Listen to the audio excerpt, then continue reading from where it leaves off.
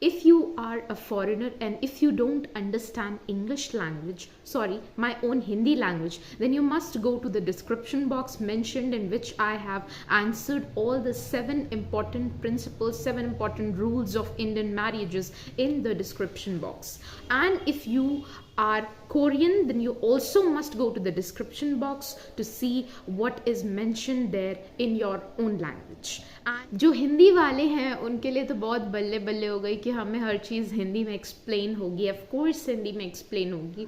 And आज हम जानेंगे कि जो कौन से वो 7 वचन्स होते हैं मैरिजेस के, जो हर एक ब्राइड और ग्रूम को फॉलो करने पड़ते हैं, सिर्फ अगर आप पे टैग लग गया कि आप एक इंडियन हैं।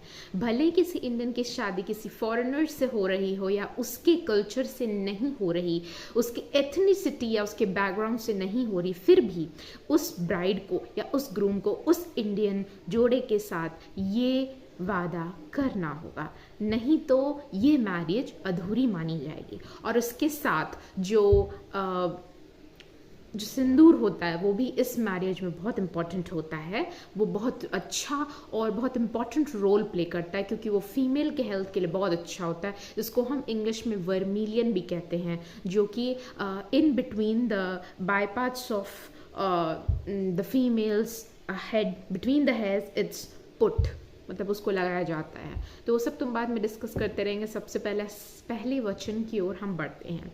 तो सबसे पहला वचन जो ब्राइड और ग्रूम दोनों को एक दूसरे से करना पड़ता है वो ये है कि जीवन में जब भी आप अच्छे कार्य करने जाएंगे उसमें मैं सदा आपके साथ या आपके साथ रहूँगी। So this is the first, यानी कि जो ब्राइड है और ग्रूम है वो प्रॉमिस करते हैं कि व्हेनेवर वो किसी न किसी कोई अच्छा अगर काम करेंगे, इन द सेंस कि वो कोई तीर्थ यात्रा हो सकती है या फिर कोई पुण्य हो सकता है या दान पुण्य हो सकता है या स्पिरिचुअलिटी में अवेकनिंग का या स्पिरिचुअल अवेकनिंग का या भगवान को कार्य करने का ही कोई काम हो सकता है, तो उसमें ब्राइड और ग्रूम दोनों एक दूसरे का साथ देंगे। ये सबसे पहला वचन है, सबसे पहला रूल है जो दोनों को फॉलो करना होता है।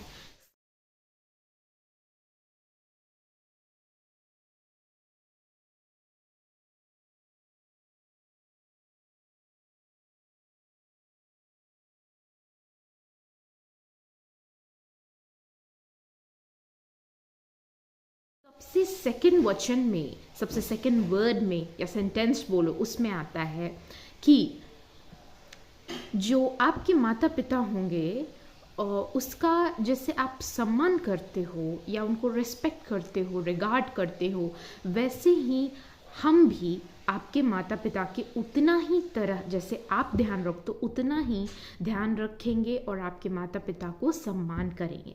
So both the bride and groom वो प्रॉमिस करते हैं कि जैसे एक दूसरे के माता पिता को वो जैसे ट्रीट करते थे, जैसे अपने माता पिता को ट्रीट करते थे, वैसे ही वो दूसरे के माता पिता को भी उनको ट्रीट करना होगा।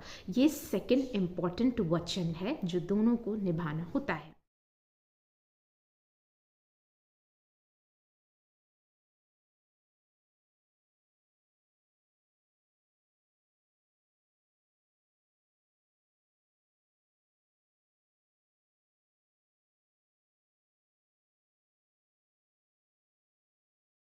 जो थर्ड वचन है वो ये है कि जो मैरिज होता है वो it's a life time, it's for the life time commitment, यानी कि लाइफ टाइम का कमिटमेंट होता है।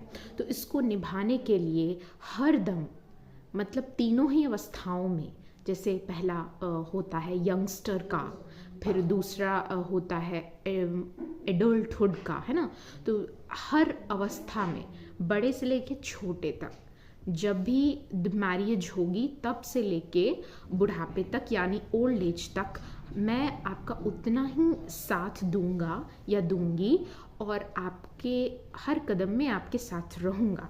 ठीक है। सो ये थर्ड वचन होता है और इसको निभाने के लिए हम आपका साथ देंगे, हम आपकी मदद करेंगे, हर कदम में आपकी मदद होगी और मैं उस हर कदम में आपका ख्याल रखूँगा। तो ये कमिटमेंट तीसरा जो होता है वो हेल्प का होता है कि हर कदम में हम हेल्प करेंगे और हम हेल्प करने से एक दोनों वर वधु हम पीछे नहीं हटेंगे। ये तीसरा प्रॉमिस होता है जो दोनों करते हैं एक दूसरे से।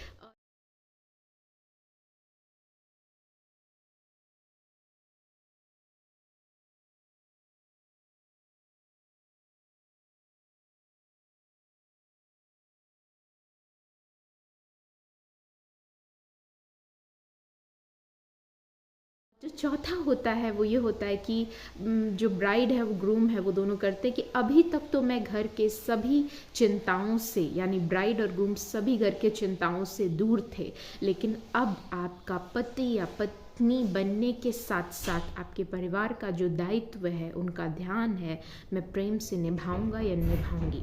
मतलब कि इस फोर्थ प्रॉमिस में जो वो ब्राइड और ग्रूम करते हैं वो ये रहता है कि अभी तक तो हम चिंताओं से आप मुक्त थे, हम मुक्त थे, है ना, लेकिन अब जो है क्योंकि हम एक हैं तो हम ये परिवार को, इसके दायित्वों को, है ना, उसके हर कथनों को, सबको ध्यान पूर्वक निभाएंगे और प्रेम से निभाएंगे, है ना। हम लड़ाई करके कोई काम नहीं करेंगे। इस परिवार में लड़ाई या फाइट या छोटी मोटी जो तू मैं हो जाती है उसको ना करके हम प्रेम से निभाएंगे, है ना, परिवार को।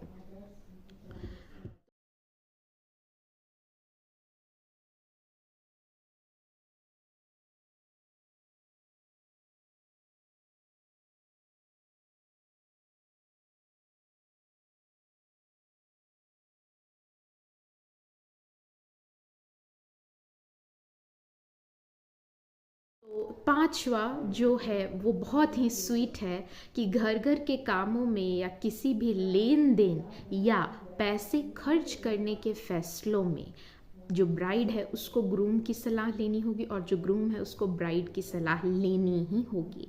एक दूसरे को पैसों के मामलों में, घर के फैसलों के मामले में एक दूसरे को वंचित नहीं होने देंगे और दोनों की सलाह बराबरी की होगी और मानी जाएगी।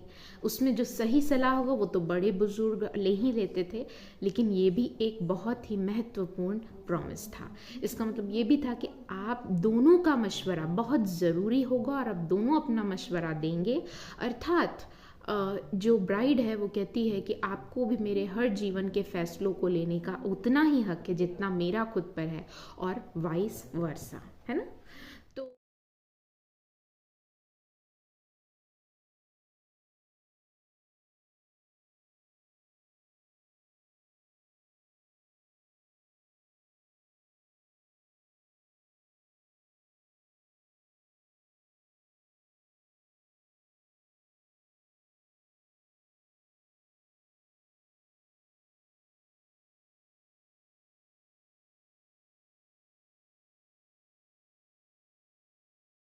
सिक्स्थ जो इम्पोर्टेंट आता है, जो अगेन बहुत स्वीट है, वो ये है कि वो वादा करती है कि अभी मैं वादा करती हूँ कि मैं कभी भी कोई भी ऐसा काम नहीं करूँगी जिससे आपकी अवहेलना हो, यानी आपका विश्वास मुझ पर टूटे और आप का नाम खराब हो, वो प्रॉमिस करती है। और सेम प्रॉमिस ग्रूम को भी ब्राइड से करना होता है कि और कभी भी अपने सखा, संबंधी, सखी या किसी के भी सामने जब मैं बैठा हूँ या बैठी हूँ तो मैं कभी भी बातों बातों में आपकी अवहेलना न सुनूंगी न करूँगी। और ग्रूम भी यही कहता है, न सुनूंगा न करूँगा, आपका सदा रक्षक बनूंगा, आपका सदा रक्षक बनूंगी। ये वाइस वर्सा होता है अगेन, ठीक है।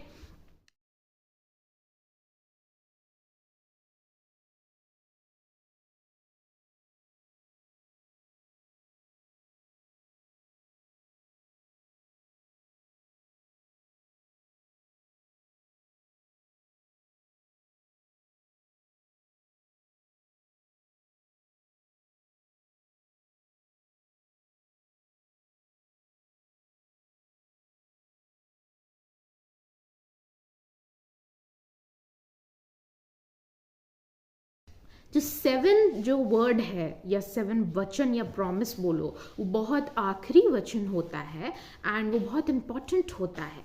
ठीक है। तो वो लास्ट ये होता है कि हमारी वेडिंग या मैरिज के पहले और बाद में भी आई विल ऑलवेज ओके तो मैं ब्राइड और ग्रूम प्रॉमिस करते हैं कि अभी तक तो जो भी रिश्ते आए नाते हैं, लेकिन जो ये रिश्ता आपसे जुड़ा है अभी तक तो मतलब इसके बाद, इस मैरिज के बाद आई प्रॉमिस कि मैं किसी को भी हमारे रिलेशनशिप के बीच में हम नहीं आने देंगे, और सभी पुरुष और सभी महिलाएं मेरी भाई बहन होंगी। तो ये भी प्रॉमिस जो है इम्पॉर्टेंट होता है, जो कि करना होता है। और आप तीसरों को किसी भी तीसरे को इस रिलेशनशिप में इन्वॉल्व नहीं होने देंगे, ये भी बहुत ज़्यादा महत्वपूर्ण होता है। और प्रेम, विश्वास और त्याग यही हमारे रिश्ते की नींव होगी। ये सातों वचन कहीं ना कहीं ये तीन नींव पे, ये तीन प्रिंसिपल्स पे टिके होते हैं, जो कि होता है प्रेम यानी कि लव, विश्वास यानी कि ट्रस्ट, और त्याग यानी कि सैक्रिफाइस। यही हमारे रिश्ते की नींव होगी। So I hope you like this video, और आपने इसमें कुछ ना कुछ अच्छा सीखा होगा। और एक पुरुष उत्तम बनने के लिए, यानी कि हर पुरुषों में उत्तम बनने के लिए आप भी ये 7 वर्ड्स सिर्फ वर्ड्स ना मान के चलेंगे और इसको फॉलो करेंगे, अपनी निजी ज़िंदगी में लाएंगे, इससे रिलेशनशिप सुधरेगा ही सुधरेगा, है ना। तो जो हमारा जो इंडियन कल्चर है वो पुरुष प्रधान कभी था नहीं। दे वर ऑलवेज इंक्लाइन, हम लोग हमेशा बराबर मानते हैं, ठीक है, चाहे वुमेन हो चाहे मेन हो। अब वो अलग बात है कि आप मानेंगे ही नहीं हमारे कल्चर को, है ना।